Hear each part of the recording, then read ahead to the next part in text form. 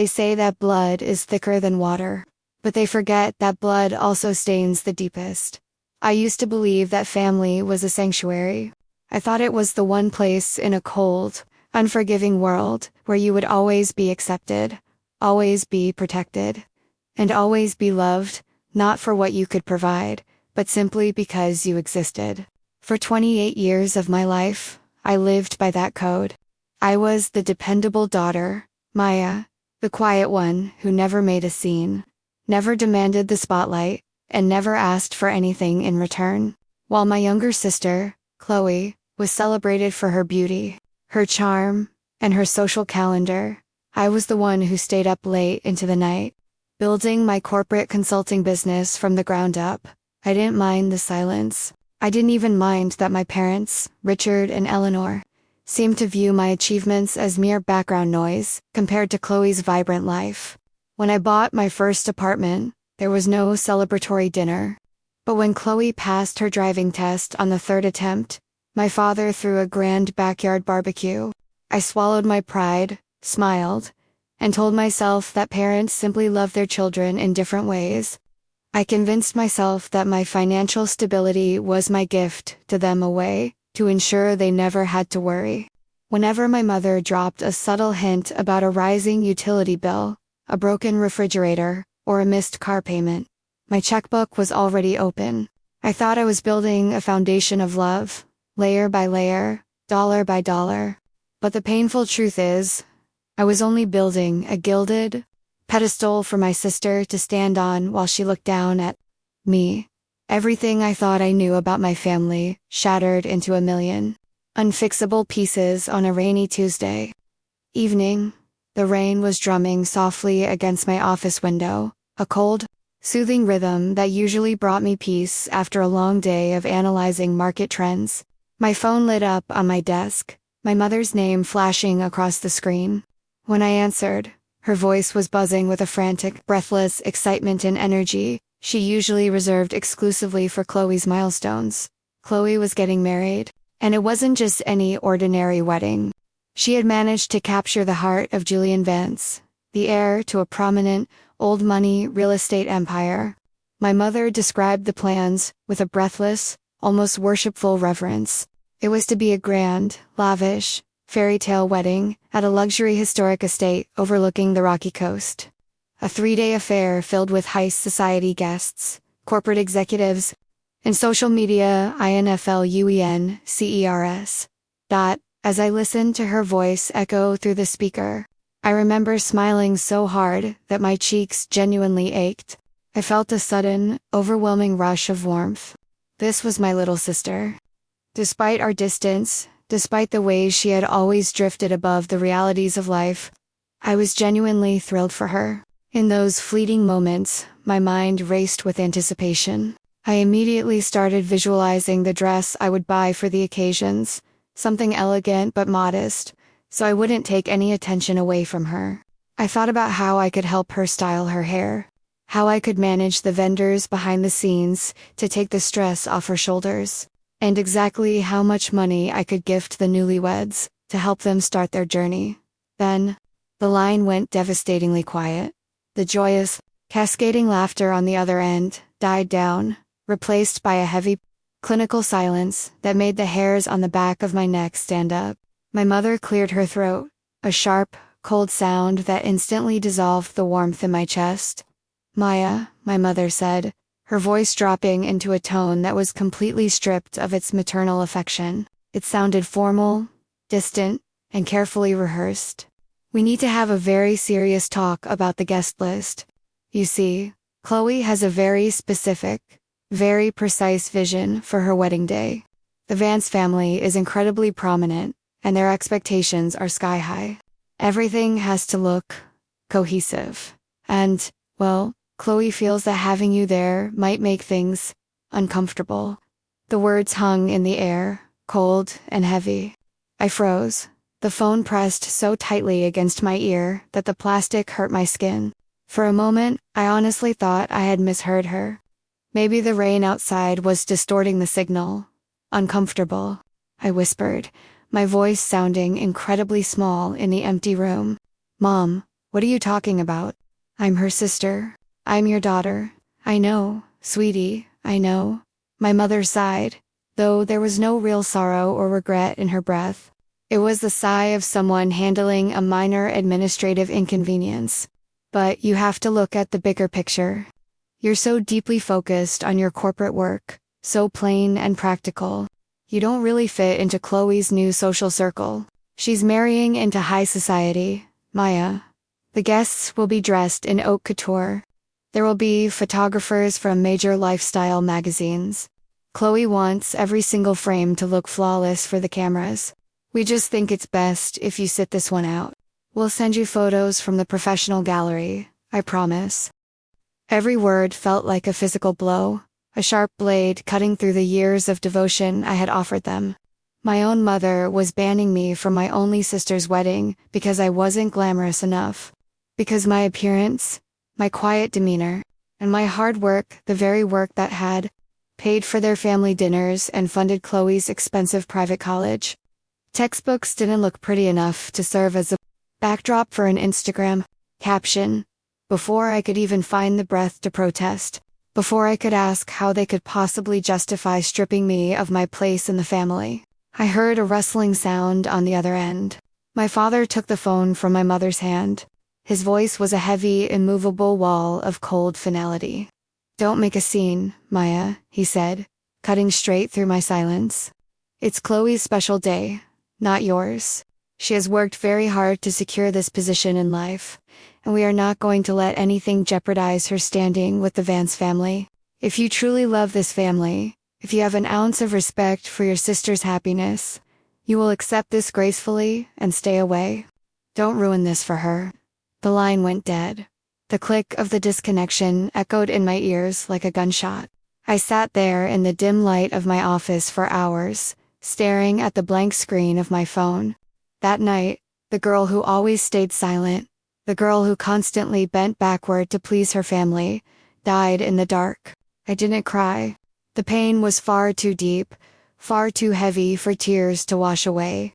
Instead, a cold, unyielding realization settled into my bones. I was never truly a daughter or a sister to them. I was never viewed as a human being with feelings, dreams, or worth. To them, I was merely a safety net, a convenient financial tool to be used in times of trouble, and a shadow to be locked away in a closet whenever the bright lights of society turned on. But what I didn't know that day was how quickly the wheel of fate could turn. The months that followed were a long, agonizing blur of silent grief. I completely blocked their numbers. I blocked Chloe, my mother, and my father. I couldn't bear to see the superficial social media updates that inevitably leaked through common acquaintances, the stories about luxury venue tastings, custom designer, bridal gowns, and imported floral arrangements. Every time a stray piece of news reached me, it felt like salt poured directly into an open wound. But instead of letting the heartbreak consume me, I chose to redirect the pain. I poured every ounce of my shattered heart, my sleepless nights, and my restless energy entirely into my consulting firm. My grief became my primary fuel. I stopped taking weekends off. I stopped worrying about carving out time for people who didn't want me. If I was only meant to be a creature of corporate work in their eyes, then I would become an absolute master of it. Within 6 months, my dedication caught the attention of a major international conglomerate. I secured a massive, life-altering multi-year contract that completely changed my financial reality. Suddenly, I was making more money than I had ever dreamed of in my entire life. My bank accounts swelled, but my soul remained guarded behind high, unbreakable walls of quiet resentment. I had built a successful life entirely on my own, completely independent of the people who shared my DNA. Until everything changed exactly 3 weeks before the scheduled wedding day. I was sitting in my executive office, reviewing a quarterly performance report, when my phone began to vibrate against the polished mahogany desk. It was an unknown, unlisted number. Normally, I would have let it go straight to voicemail, but a strange, unexplainable intuition compelled me to slide the screen and answer.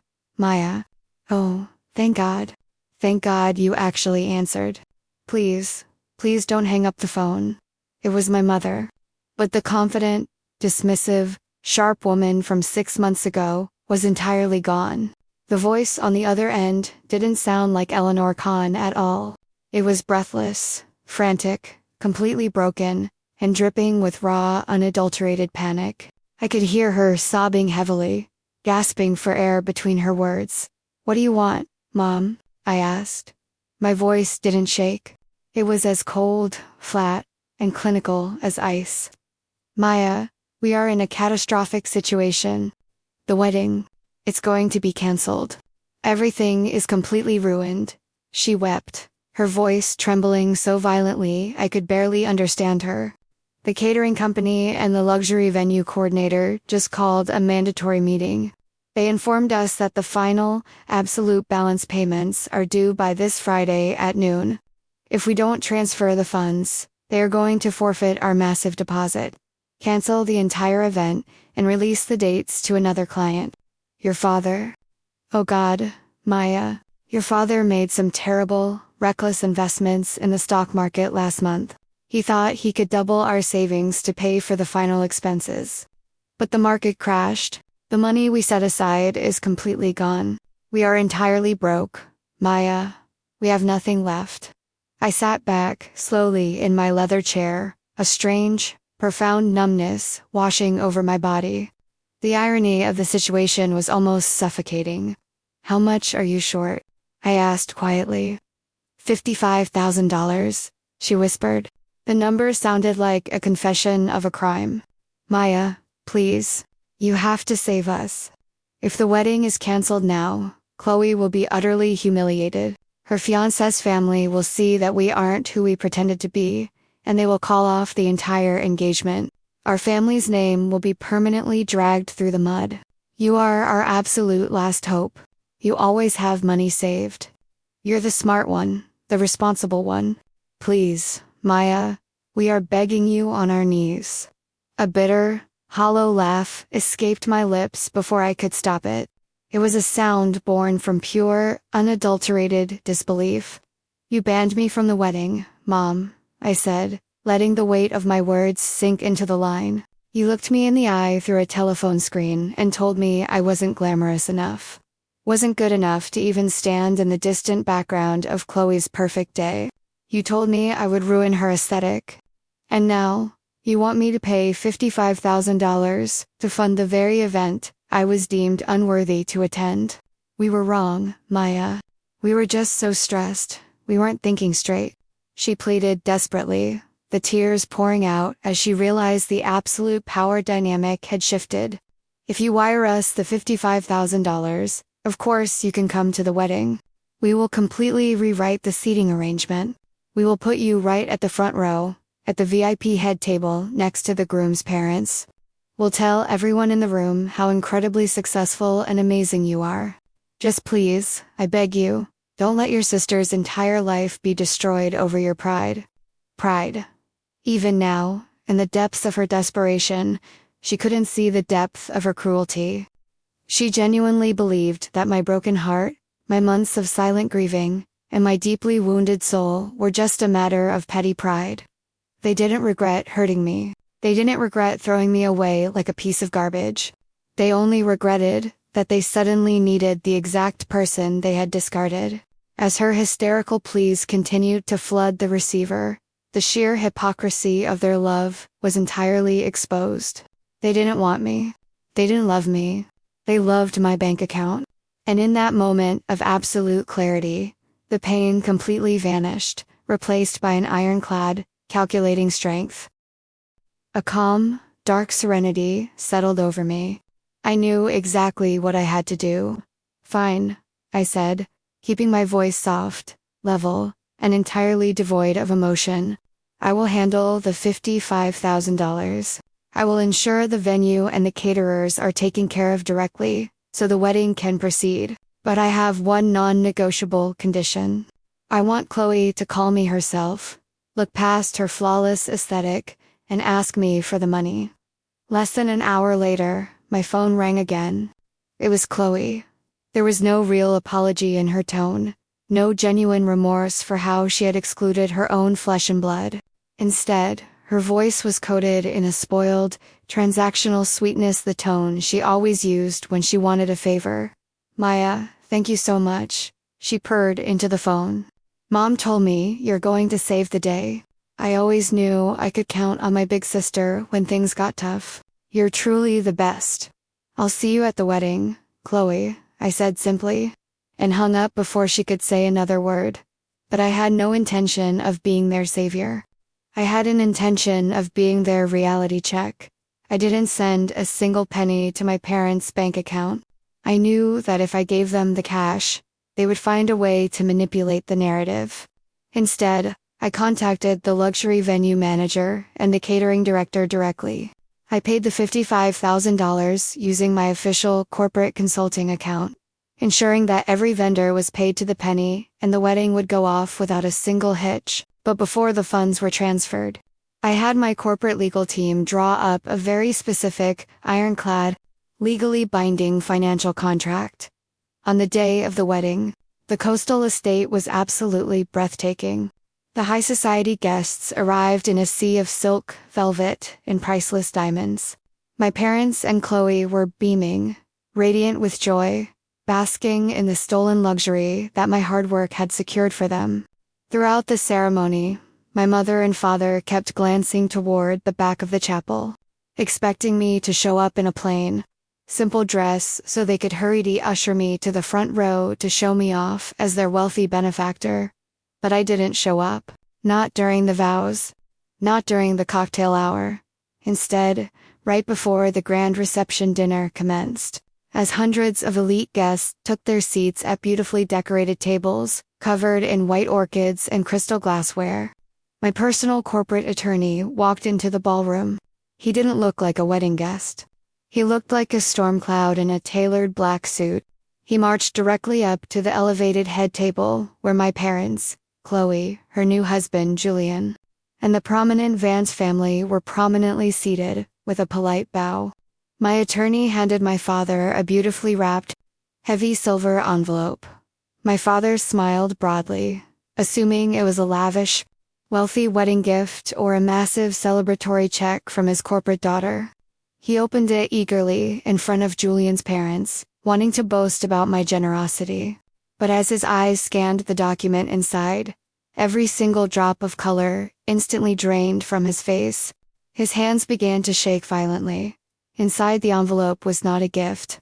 It was a formal, legal demand for repayment, accompanied by a pre-filed legal lien against my parents' primary residential home.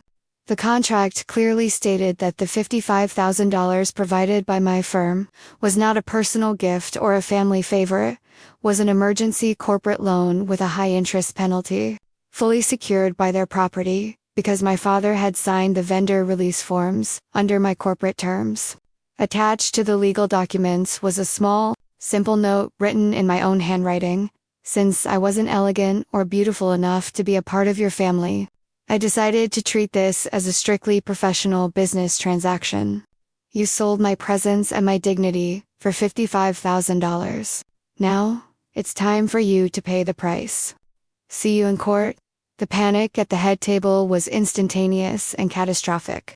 My mother began to gasp for air, clutching her chest as she realized that the very roof over their heads was now legally bound to the daughter they had rejected and humiliated. Chloe looked at her new in-laws in absolute, paralyzed horror as the whispers began to ripple across the ballroom like wildfire.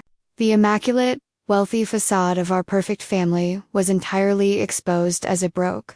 Desperate lie in front of the exact high society people they had sacrificed their souls to impress. Julian's father looked at my dad with cold disgust, realizing they had married into a family of deception. But I watched the entire aftermath unfold through a quiet series of frantic text messages and updates from a trusted contact inside the venue, all from the absolute comfort of my own home. I sat on my plush sofa, sipping a glass of fine wine, feeling a profound, deep-seated peace wash over me. They wanted a fairy tale, but they forgot that in the real world, every single action carries a consequence. They thought they could banish me from their lives when I didn't suit their image, and then simply summon me back whenever my value could be measured in dollars. But through my heartbreak, I learned the most vital lesson of my life. Your worth is never defined by the people who fail to see it, even if those people happen to share your DNA. True justice isn't about matching their cruelty with malice. It's about establishing an immovable boundary and refusing to let them use your kindness as a weakness ever again. I lost a family that day, but as I looked out at the quiet city lights, I realized I had gained something infinitely more valuable: my dignity, my strength, and my absolute freedom.